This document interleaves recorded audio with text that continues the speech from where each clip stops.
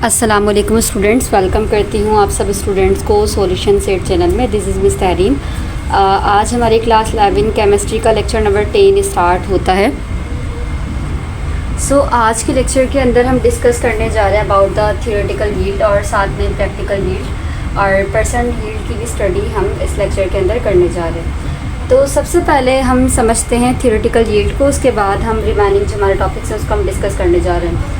अच्छा, theoretical yield को समझने से पहले सबसे पहले समझें यील्ड की मीनिंग को कि यील्ड क्या होता है। तो यील्ड का मतलब होता है मैक्सिमम अमाउंट ऑफ प्रोडक्ट। ठीक है, यील्ड जहाँ भी लगा होता है उसका मतलब होता है कि प्रोडक्ट की मैक्सिमम अमाउंट। ठीक है, और यहाँ क्या लिखा हुआ है? थियोरेटिकल मतलब अकॉर्डिंग टू द थ्योरी, मतलब जब भी हम इक्वेशंस को बैलेंस कर रहे होते हैं उस वक्त उस थ्योरी के मुताबिक जब भी हमारा मैक्सिमम अमाउंट ऑफ प्रोडक्ट आएगा उसको हम थियोरेटिकल यील्ड का नेम दे रहे होते हैं। ठीक है, अब हम इसकी डिफ़ाइन को देख लेते हैं। डिफ़ाइन में क्या लिखा है? The maximum amount of the product. ठीक है, मतलब प्रोडक्ट का मैक्सिमम अमाउंट, ज़्यादा से ज़्यादा अमाउंट, जिसकी मीनिंग क्या है? यील्ड है। Obtained by balanced chemical reaction, जो कैसे हासिल हो? By balanced chemical reaction, chemical reaction के बैलेंस होने के बाद by using its limiting reactant is known as theoretical yield. मतलब उसके अंदर हम किसको यूज़ कर रहे होते हैं? लिमिटिंग रिएक्टेंट को यूज़ कर रहे होते हैं। तो फिर उस वक्त हमें जो मैक्सिमम अमाउंट ऑफ प्रोडक्ट मिलता है उसको हम नाम देते हैं थियोरेटिकल यील्ड का। अब थियोरेटिकल यील्ड को समझने के लिए सपोज करें मैंने 2 मोल्स ले लिए हाइड्रोजन के और 2 ही मोल्स ले लिए मैंने ऑक्सीजन के। ठीक है, अब मैं इसका रिएक्शन करवाती हूँ। रिएक्शन में होगा क्या कि सपोज करें मेरे पास जो 2 मोल्स हाइड्रोजन के और 2 ही मोल्स हैं मेरे पास ऑक्सीजन के, तो फर्स्ट मोल में यहाँ लिख देती हूँ हाइड्रोजन का और ऑक्सीजन का, और सेकंड मोल में यहाँ लिख देती हूँ हाइड्रोजन और ऑक्सीजन का। ठीक है, अब जब ये रिएक्शन करेंगे तो रिएक्शन में क्या बन जाएगा? हमारा H2O। अच्छा, अब नोट करें कि इस रिएक्शन के अंदर हुआ क्या कि यहाँ हमारे पास हाइड्रोजन सारा का सारा क्या हो गया? कंज्यूम्ड हो गया। ठीक है, लेकिन ऑक्सीजन क्या हुआ? कंज्यूम नहीं हुआ। हमने इससे प्रीवियस लेक्चर के अंदर पढ़ा था जो रिएक्टेंट कंज्यूम हो जाता है उसको हम क्या नाम देते हैं? लिमिटिंग रिएक्टेंट का। मीन्स हमारा जो हाइड्रोजन है वो क्या है? लिमिटिंग रिएक्टेंट है।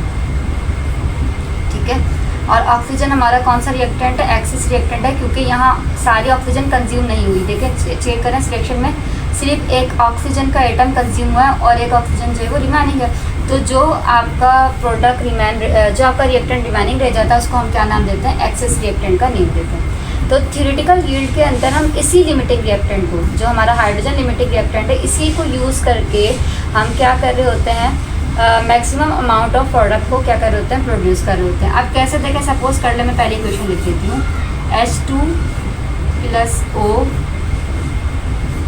And H2। ठीक है, क्योंकि यहाँ हमारी एक ऑक्सीजन ने पार्टिसिपेट किया इसलिए बैलेंस्ड इक्वेशन करने के लिए, क्योंकि यहाँ डेफिनेशन में क्या लिखा हुआ है? आपने जो केमिकल रिएक्शन लिखना है वो क्या लिखना है? बैलेंस्ड लिखना है। तो बैलेंस्ड के लिए यहाँ चेक करें, देखिए यहाँ हमारे पास जो वो हाइड्रोजन के 2 मॉलिक्यूल्स हैं, यहाँ भी हाइड्रोजन के 2 मॉलिक्यूल्स हैं, यहाँ एक ऑक्सीजन है और इक्वेशन के राइट साइड भी एक ही ऑक्सीजन है। तो सबसे पहले हमें इक्वेशन में क्या लिखना होता है? बैलेंस लिखना होता है। ठीक है, अब सपोज करें मैंने क्या किया? रिएक्शन करवाते वक्त हाइड्रोजन दे दिया 1.5 मोल। ठीक है, और मैंने ऑक्सीजन भी दे दिया 1.5 मोल। अब जब 1.5 मोल मैंने हाइड्रोजन दिया और 1.5 ही मोल मैंने क्या दिया? ऑक्सीजन दिया, तो रिएक्शन में जो हमें वाटर मिलेगा वो कितना मिलेगा? ठीक है, हम इसको फॉर एग्जांपल के लिए, ठीक है, एग्जांपल के तौर पे हम इसको सपोज कर लेते हैं हमें जो वाटर मिलेगा वो 3.0 मोल मिलेगा।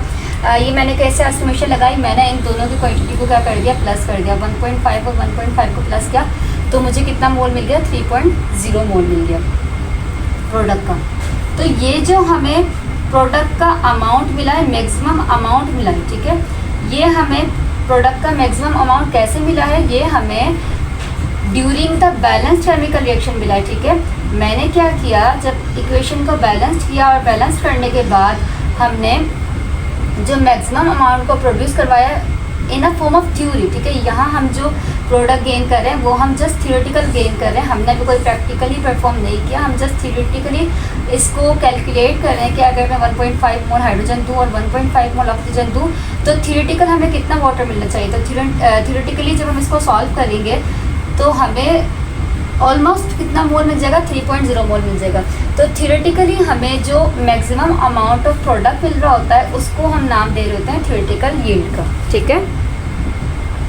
अब उसके बाद हमारी सेकंड डेफिनेशन है विच इज़ एक्चुअल या प्रैक्टिकल यील्ड, ठीक है। यानी कि हमारी जो मैक्सिमम अमाउंट ऑफ प्रोडक्ट बनेगी जो प्रैक्टिकल वे में, जब हम प्रैक्टिकल परफॉर्म करेंगे और उस प्रैक्टिकल परफॉर्म करने के बाद हमें जो मैक्सिमम अमाउंट ऑफ प्रोडक्ट मिलेगी उसी को हम एक्चुअल या प्रैक्टिकल यील्ड का नेम दे देते हैं। देखिए प्रैक्टिकल का मतलब क्या होता है, किसी चीज़ को हम प्रैक्टिकली या लैब में परफॉर्म करें, ठीक है।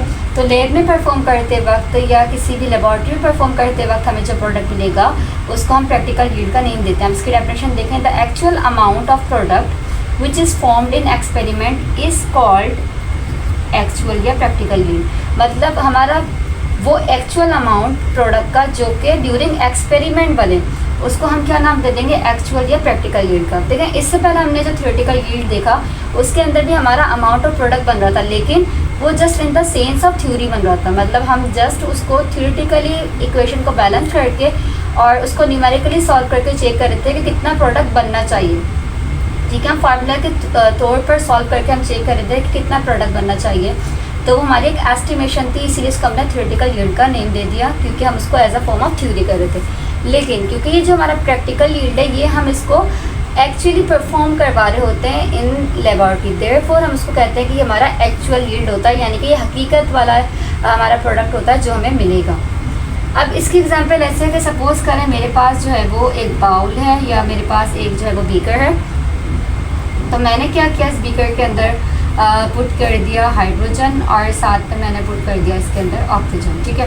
और मैं क्या करती हूँ इसके अंदर वही क्वांटिटी ले लेती हूँ, हाइड्रोजन भी मैं ले लेती हूँ 1.5 मोल और ऑक्सीजन भी मैं ले लेती हूँ 1.5 मोल, ठीक है।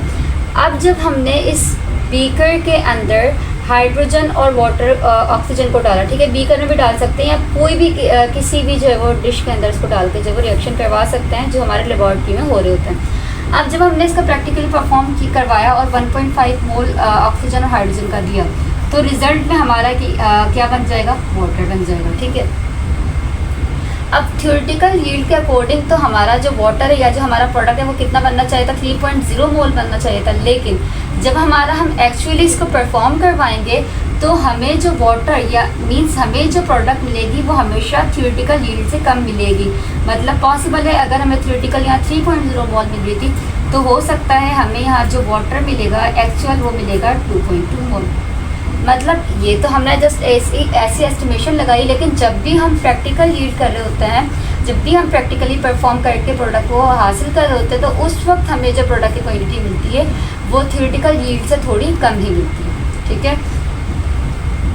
तो अभी हमने सिर्फ ये समझा कि प्रैक्टिकल यील्ड हमारे पास वो अमाउंट ऑफ प्रोडक्ट होती है जो कि हमें ड्यूरिंग प्रैक्टिकल मिल रही होती है।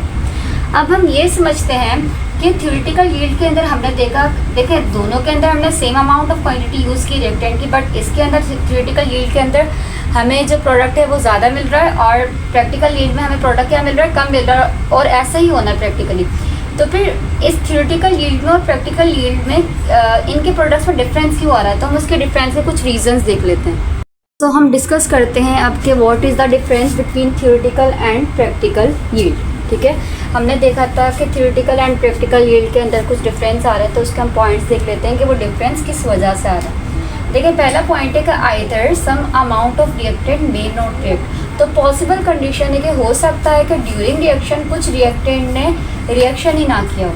अब what does it mean, it mean suppose करें कि हमने 2 मोल्स लिए कार्बन के और 2 ही मोल्स हमने लिया ऑक्सीजन के, ठीक है। तो अब अगर मैं इसका रिएक्शन करवाऊँ तो हमें मिलेगा carbon dioxide. So according to reaction अगर मैंने 2 मोल्स कार्बन के लिए और 2 ही मोल मैंने ऑक्सीजन के लिए, तो हमें कार्बन डाइऑक्साइड अप्रॉक्सीमेटली कितना मिलना चाहिए, 4 मोल मिलने चाहिए कार्बन डाइऑक्साइड के according to the theoretical yield.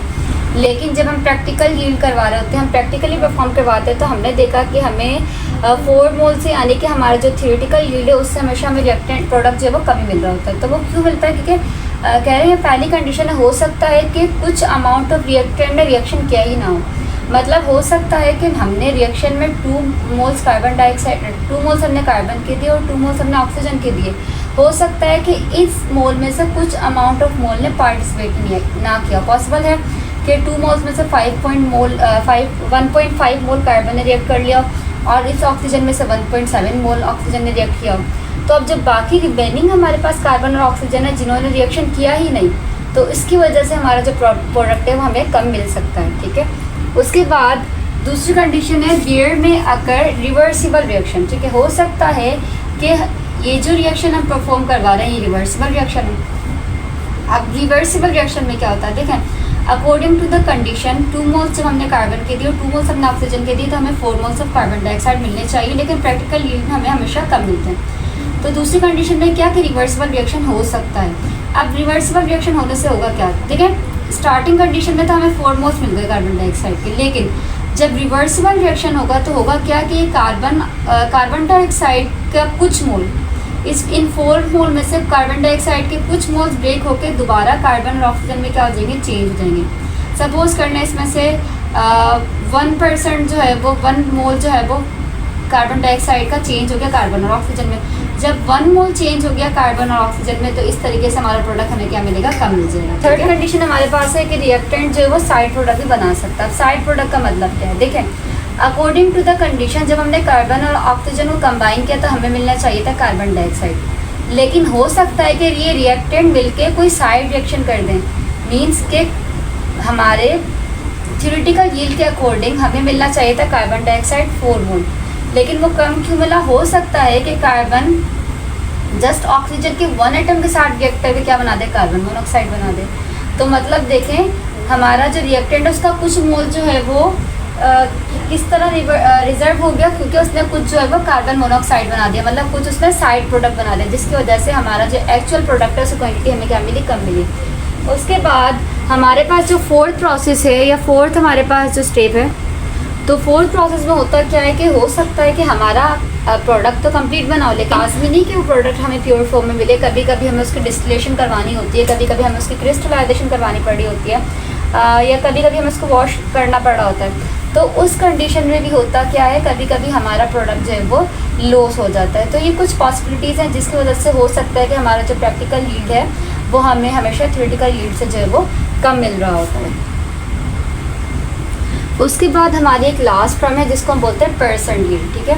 Percent yield हमारे पास एक रेशो होता है, जिसका रेशो होता है प्रैक्टिकल यील्ड का थ्योरेटिकल यील्ड के साथ, ठीक है। ये एक हमारा एक रेशो होता है प्रैक्टिकल यील्ड का थ्योरेटिकल यील्ड के साथ। अभी हम रेशो ये परसेंट यील्ड हम क्यों निकालते हैं, ये यील्ड हम इसलिए निकालते हैं ये पता चल जाए कि हमारा जो केमिकल रिएक्शन है वो कितना एफिशिएंट हुआ है या वो कितना एक्यूरेट हुआ है, ठीक है। अभी जहाँ भी लिखा हुआ रेशो, इसका मतलब वो चीज़ हमारी किस कंडीशन में होती है, डिवाइड कंडीशन में। किसका रेशो है, प्रैक्टिकल यील्ड का, तो हम प्रैक्टिकल यील्ड को ऊपर लिख देंगे, ठीक है। और किसके साथ है इसका रेशो, थ्योरेटिकल यील्ड के साथ। तो हम और हमें पता है क्योंकि ये हमारे पास परसेंट यील्ड है, परसेंटेज फाइंड आउट करनी होती है, हमें एफिशिएंसी फाइंड आउट करनी होती है रिएक्शन की। तो जब भी तो हम उस आंसर को 100 से मल्टीप्लाई कर दें, जो भी आंसर मिलता है हम समझ जाएंगे कि ये रिएक्शन हमारा कितना एफिशिएंट है। उसके बाद हमें दी एग्जाम्पल 1.17, उसको हम देखते हैं। उसमें लिखा हुआ है the reaction of calcium carbonate with hydrochloric acid is given, ठीक है। हमें कैल्शियम कार्बोनेट का रिएक्शन दिया हुआ है हाइड्रोक्लोरिक एसिड के साथ। तो उस रिएक्शन के अंदर हमारा क्या बन गया, calcium chloride with carbon dioxide and water. अब कहा क्या जा रहा है, if during an experiment 50 gram of calcium carbonate is reacted, मतलब हमें क्या दिया हुआ है, कह रहे हैं कि एक्सपेरिमेंट के दौरान अगर 50 gram of calcium carbonate react करें। तो हम डेटा बनाते हैं, डेटा में क्या कहा जा रहा है, 50 ग्राम ऑफ कैल्शियम कार्बोनेट, यानी कि हमें कैल्शियम कार्बोनेट का मास दिया हुआ है जो कितना दिया हुआ है हमें 50 ग्राम। तो कह रहे हैं 50 ग्राम कैल्शियम कार्बोनेट का रिएक्ट करेगा with axis of hydrochloric acid, मतलब हाइड्रोक्लोरिक एसिड का हमें मास नहीं दिया हुआ, हमें सिर्फ कैल्शियम कार्बोनेट का मास दिया हुआ है, ठीक है। फिर क्या कह रहे हैं, 14.52 gram of carbon dioxide gas is liberated, ठीक है। जो हमारे पास कार्बन डाइऑक्साइड गैस यानी कि जो हमारा प्रोडक्ट है हमें उसका जो है वो मास दिया हुआ है, ठीक है। तो ये हमारे पास जो हमें मास दिया हुआ है ये हमें दिया हुआ है इसका प्रैक्टिकल यील्ड। अब मुझे कैसे पता चला ये इसका प्रैक्टिकल यील्ड दिया हुआ है, क्योंकि देखें क्वेश्चन में क्या बताया जा रहा है कि हमने रिएक्शन करवाया कैल्शियम कार्बोनेट को हाइड्रोक्लोरिक एसिड के साथ। तो यहाँ क्या लिखा हुआ है, ड्यूरिंग एक्सपेरिमेंट। तो हमने भी पढ़ा था कि जो भी हमारे पास प्रोडक्ट ड्यूरिंग एक्सपेरिमेंट मिलता है हमें उसको हम क्या नाम देते हैं, प्रैक्टिकल यील्ड का। तो यहाँ हमें जो कार्बन डाइऑक्साइड का जो मास दिया हुआ है वो हमारे पास जो मास है वो एक्चुअली में हमारे पास प्रैक्टिकल यील्ड है। और ये हमें प्रैक्टिकल यील्ड कार्बन डाइऑक्साइड का कितना दिया हुआ है 14.52 ग्रेड। ठीक है, अब क्वेश्चन में डेटा में क्या पूछा जा रहा है, calculate the theoretical and percentage yield. मतलब हमें ये जो कार्बन डाइऑक्साइड है इसका प्रैक्टिकल यील्ड तो दिया हुआ है, लेकिन अब हमें इसका थ्योरेटिकल यील्ड और साथ में हमने परसेंटेज यील्ड भी फाइंड आउट करना है। तो बहुत इजी सा क्वेश्चन है, जो हमने पीछे अपने स्टेप्स पढ़े थे उन्हीं स्टेप्स के थ्रू ये होगा, लेकिन इसको हम थोड़ा सा देख लेते हैं टेक्निकली एक बार फिर से। ठीक है, अच्छा, उसको देखने से पहले सबसे पहले हम क्या करते हैं, अकॉर्डिंग टू द रूल हमारे पास हमें जो रिएक्टेंट दिया हुआ है, इसका मास दिया हुआ है, हम सबसे पहले इसको मोल में चेंज कर लेते हैं। तो मोल में चेंज करने के लिए हमें पता है कि मोल का फार्मूला क्या होता है, given mass divided by molar mass. ठीक है, तो हम क्या करें, कैल्शियम कार्बोनेट के मास को हम चेंज कर रहे हैं उसके मोल के अंदर। तो अब देखें कैसे करते हैं। तो हमें क्या दिया हुआ है यहाँ कैल्शियम कार्बोनेट, हमें कैल्शियम कार्बोनेट का मोल फाइंड आउट करना है, which is given mass divided by molar mass. तो हम यहाँ निकाल लेते हैं, हमें गिवन मास कितना दिया हुआ है 50 दिया हुआ है, तो हम 50 गिवन मास लिखते हैं। और मोलर मास अगर हम कैल्शियम कार्बोनेट का निकालेंगे तो वो कितना आ जाएगा, हमारे पास 100 आ जाएगा। तो जब हम डिवाइड करेंगे हमें मोल मिल जाएंगे कैल्शियम कार्बोनेट के 0.5 मोल। ठीक है, उसके बाद हम क्या करते हैं, उसके बाद हमें कार्बन डाइऑक्साइड का मतलब जो हमारा प्रोडक्ट है हमें इसके मोल फाइंड आउट करने। तो इसके मोल फाइंड आउट करने के लिए मैं सिर्फ इस रिएक्टेंट और इस प्रोडक्ट का कंपेयरिंग मैं सिर्फ उस रिएक्टेंट और प्रोडक्ट का कंपेयरिंग करवाऊंगी जिसका डेटा हमें क्वेश्चन में गिवन है। तो क्वेश्चन में हमसे जस्ट कैल्शियम कार्बोनेट और कार्बन डाइऑक्साइड की बात की जा रही है, तो मैं सिर्फ कैल्शियम कार्बोनेट को रिएक्ट करवा देती हूँ कार्बन डाइऑक्साइड के साथ। ठीक है, क्वेश्चन में इक्वेशन में कैल्शियम कार्बोनेट का 1 मोल दिया हुआ है, कार्बन डाइऑक्साइड का भी 1 मोल दिया हुआ है। कैल्शियम कार्बोनेट का हमने मोल कितने निकाले हैं 0.5 मोल, और मुझे कार्बन डाइऑक्साइड के मोल फाइंड आउट करने हैं। क्रॉस मल्टीप्लाई करवाएंगे। ठीक है, क्रॉस मल्टीप्लाई करवाएंगे तो 0.5 हमारा मल्टीप्लाई हो जाएगा x के 1 के साथ, और 1 मल्टीप्लाई हो जाएगा हमारा x के साथ। ठीक है, x फाइंड आउट करना है तो ये 1 मल्टीप्लाई का है, ये इस साइड पर किसका हो जाएगा, डिवाइड का हो जाएगा। तो जब हम इसको जब हम इसको मल्टीप्लाई और डिवाइड करवाएंगे तो हमें मोल्स मिल जाएंगे 0.5। तो हम कह सकते हैं कि 0.5 मोल कैल्शियम कार्बोनेट ने 0.5 मोल ही कार्बन डाइऑक्साइड क्या करवाया, प्रोड्यूस करवाया। तो हमें यहाँ से क्या मिल गए, मोल्स मिल गए। लेकिन हमें क्योंकि ये हमें एक्चुअली में थ्योरेटिकल यील्ड मिल चुका है। ठीक है, ये हमें थ्योरेटिकल यील्ड मिल चुका है, लेकिन क्योंकि ये हमें मोल में दिया हुआ है तो हम सबसे पहले इसको मास के अंदर चेंज करेंगे। तो मास में चेंज करने का हमारे पास क्या फार्मूला होता है, हमें मोलर मास को मोलर मास को हमें मल्टीप्लाई करवाना होता है मोल के साथ। ठीक है, तो हमें जो मोल दिए हैं वो कितने मिले, हमें 0.5 मोल मिले। और कार्बन डाइऑक्साइड का जो हमारे पास मोलर मास होगा वो कितना हो जाएगा 44। ठीक है, याद रखें ये हम किसका थ्योरेटिकल यील्ड निकाल रहे हैं, ये हम कार्बन डाइऑक्साइड का थ्योरेटिकल यील्ड निकाल रहे हैं अकॉर्डिंग टू द इक्वेशन। तो हमने यहाँ जो मोल्स हमें मिले, मोल्स मिल गए कार्बन डाइऑक्साइड के 0.5, और कार्बन डाइऑक्साइड का अगर हम मोलर मास निकालेंगे तो वो कितना आ जाएगा 44। जब हम इसको मल्टीप्लाई करवाएंगे तो हमें कार्बन डाइऑक्साइड का जो थ्योरेटिकल यील्ड मिलेगा, यानी कि जिसका हमें मास मिलेगा, वो हमें मिल जाएगा 22 ग्रेड। तो ये हमारे पास इसका थ्योरेटिकल यील्ड हो गया। अभी तक हमें मिल गया theoretical yield of carbon dioxide. अब हमें क्या फाइंड आउट करना है, अब हमें फाइंड आउट करना है परसेंटेज यील्ड। ठीक है, परसेंटेज यील्ड फाइंड आउट करना है हमें कार्बन डाइऑक्साइड का। तो कार्बन डाइऑक्साइड का परसेंटेज यील्ड फाइंड आउट करने का हमारे पास, या परसेंटेज यील्ड फाइंड आउट करने का हमारे पास फार्मूला होता है practical yield divided by theoretical yield and multiply by 100। तो इस सिंपल से फार्मूले के थ्रू हम परसेंटेज यील्ड निकाल सकते हैं। हमने जो अभी प्रैक्टिकल यील्ड हमारे पास इक्वेशन में दिया हुआ है वो कितना दिया हुआ है, हमें 14.52 ग्राम। ठीक है, हमें जो क्वेश्चन के अंदर प्रैक्टिकल यील्ड दिया हुआ है कार्बन डाइऑक्साइड का वो दिया हुआ है 14.52 ग्राम, और जो हमने थ्योरेटिकल यील्ड अभी निकाला वो कितना निकाला, हम 22 ग्राम। ठीक है, उसके बाद हम इसको मल्टीप्लाई करवा देंगे 100 के साथ, तो हमारा जो आंसर आ जाएगा वो हमें मिल जाएगा 66।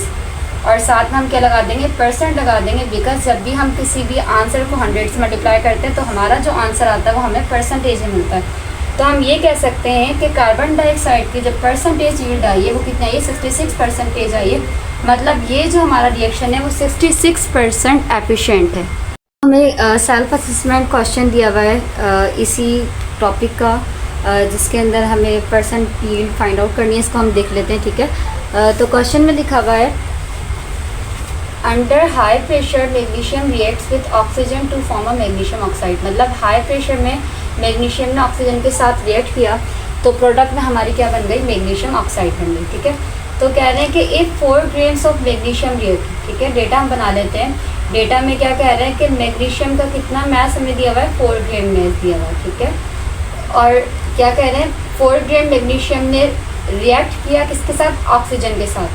ऑक्सीजन का हमें अमाउंट नहीं दिया हुआ, ठीक है, जस्ट बताया जा रहा है कि एक्सेस अमाउंट ऑफ ऑक्सीजन के साथ क्या किया, रिएक्ट किया to produce the 4.24 gram of magnesium oxide. तो यहाँ हमें जो प्रैक्टिकल यील्ड दिया हुआ है, ठीक है, क्योंकि ये प्रैक्टिकली परफॉर्म हुआ है ये, तो हमें जो प्रैक्टिकल यील्ड दिया हुआ है वो कितना दिया हुआ है, 4.24 दिया हुआ है किसका, मैग्नीशियम ऑक्साइड का।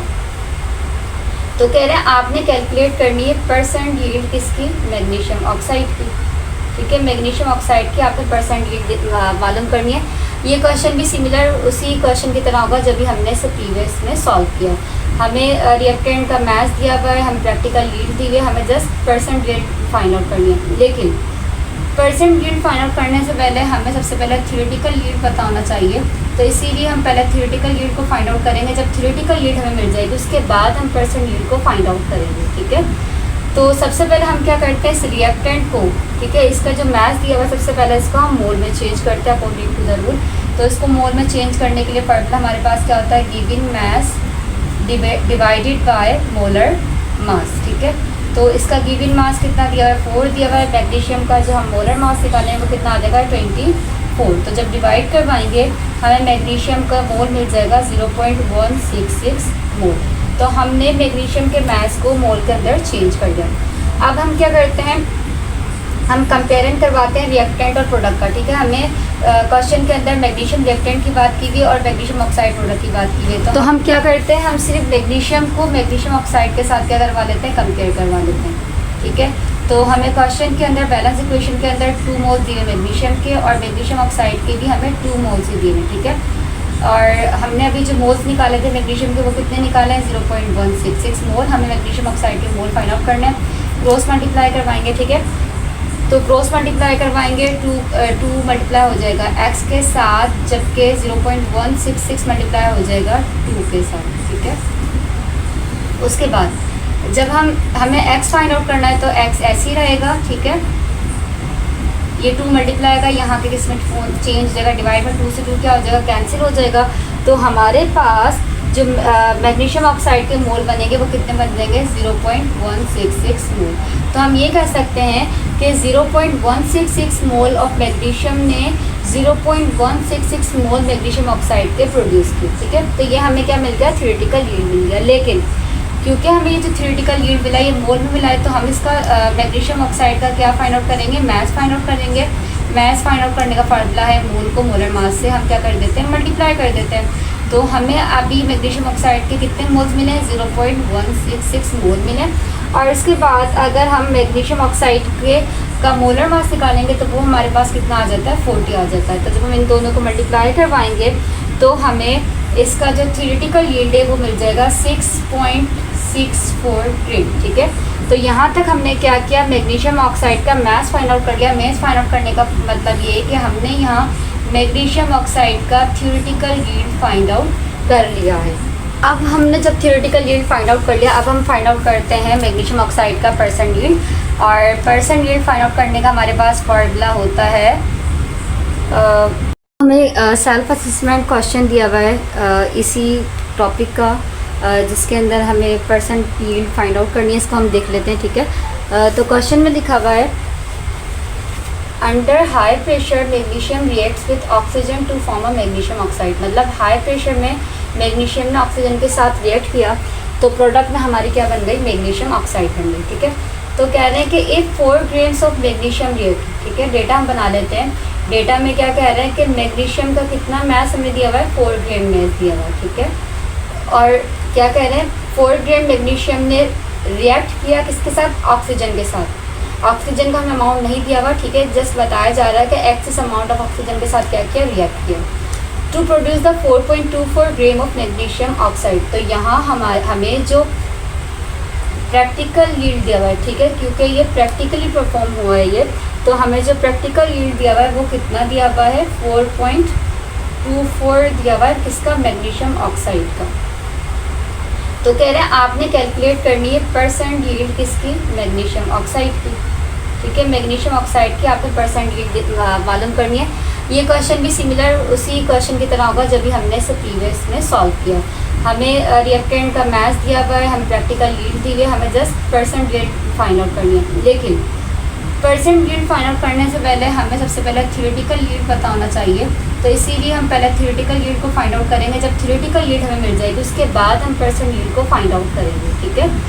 तो सबसे पहले हम क्या करते हैं, इस रिएक्टेंट को, ठीक है, इसका जो मास दिया हुआ है सबसे पहले इसको हम मोल में चेंज करते हैं अकॉर्डिंग टू द रूल। तो इसको मोल में चेंज करने के लिए फार्मूला हमारे पास क्या होता है, given mass divided by molar mass, ठीक है। तो इसका गिवन मास कितना दिया हुआ है, 4 दिया हुआ है। मैग्नीशियम का जो हम मोलर मास निकालेंगे वो कितना आ जाएगा, 24।